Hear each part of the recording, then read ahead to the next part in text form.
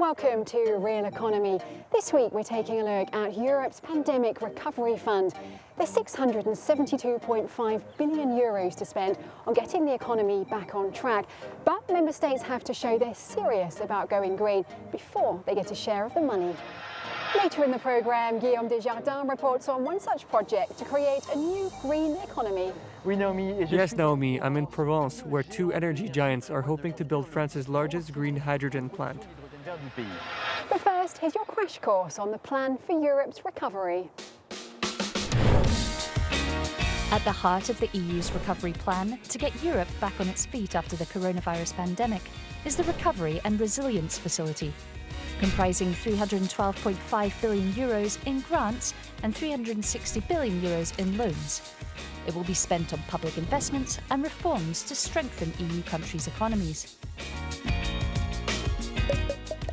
To access the money, member states need to prepare national recovery plans, showing they will allocate 37% of the funds to the transition to a greener economy and 20% to initiatives to digitise their economies. The plans should be submitted to the European Commission by late spring, and the first payouts are expected in the summer. Guillaume Desjardins headed to Provence, where a project for a green hydrogen plant is hoping for a share of those recovery funds. In sunny Provence, solar energy is already being used to create electricity. Now, these solar farms could be used to power France's largest green hydrogen production site, a gas used to make biofuel, a cleaner alternative to diesel. Total and ENGIE have teamed up to launch the Massilia project, but the two energy giants are counting on public funds to kickstart the green hydrogen sector.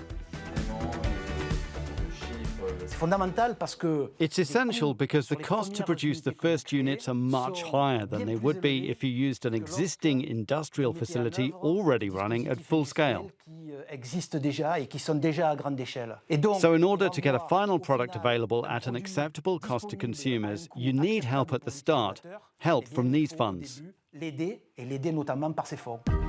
the moment, the biofuel produced here is what we call grey. It's produced using fossil fuels.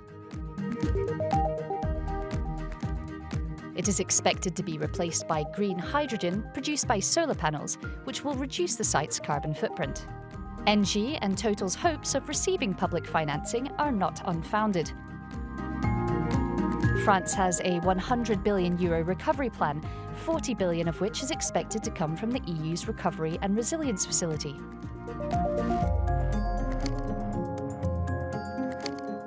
About a third of this, so around €30 billion, is expected to go to the transition to a greener economy, with investments in building renovations, clean transport, and decarbonizing industry.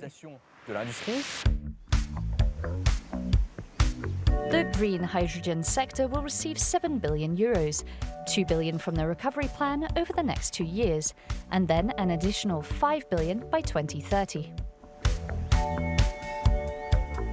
According to this expert, green hydrogen will also help with the region's economic recovery. The economic benefits were estimated when the national hydrogen strategy was announced. The amount of direct and indirect jobs created will be between 50,000 and 150,000. And I believe that we can also see it in terms of investment, because this money will most likely allow us to improve the state of climate change in the near future. Nearby, the hydrogen battery maker Elion is not applying for public funds, but it's already expecting returns from the rising sector.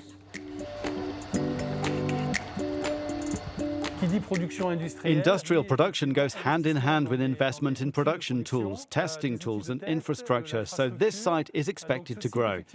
Today we have about 40 workers, and by the end of the decade we expect to be happily over 100.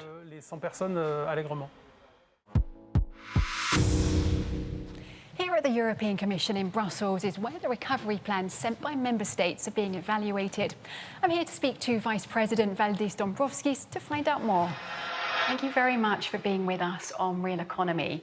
So the Recovery and Resilience Facility is there to help European economies get back on track. It's been quite a long journey to get this deal passed, hasn't it? Well, obviously, those had been complicated negotiations, but it must be said that at the end of the day, we have created an unprecedented financial package from the EU point of view. So it's a very substantial amount of money. So now the main thing is that this money really goes to the economy and it's well spent.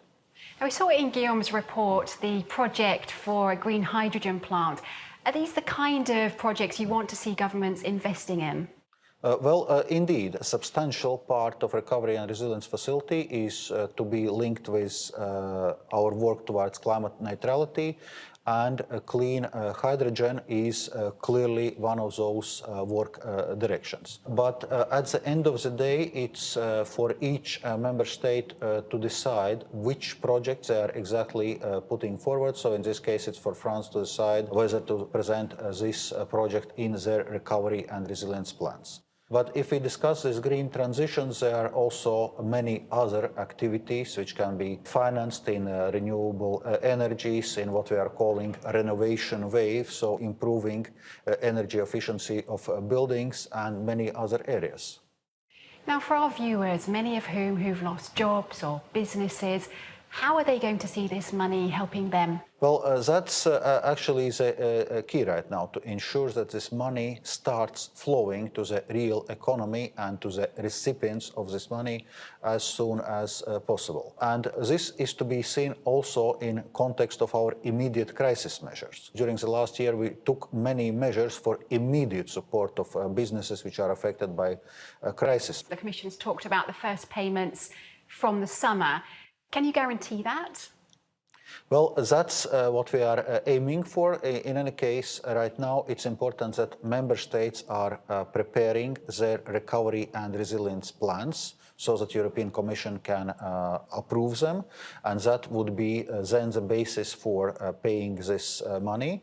And we would start with paying, after approval of the plan, of 13% of pre-financing, so that will be substantial amounts of money immediately flowing towards the member states. But there is another important element, that for European Commission to go to the markets and to borrow this money, we need all member states to ratify. So it's another important part which member states need to do to ensure that this money is really flowing. Thank you very much indeed for being with us. Thank you. As Europe continues to reel from this pandemic, the pressure is on to get the recovery funds where they're most needed as soon as possible. That's all from the Realeconomy team. We'll see you next time.